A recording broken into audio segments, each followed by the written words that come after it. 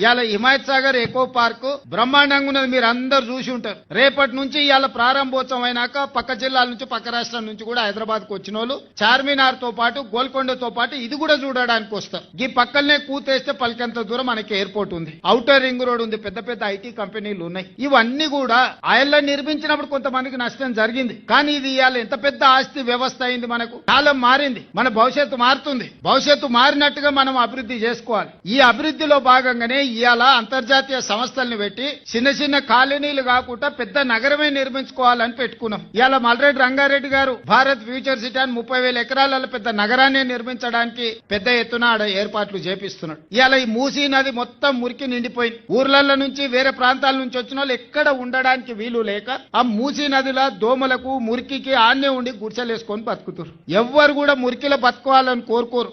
అట్లాంటి పరిస్థితి నుంచి బయటికి తీసుకురావాలి, మంచి నగరాన్ని నిర్మించుకోవాలి.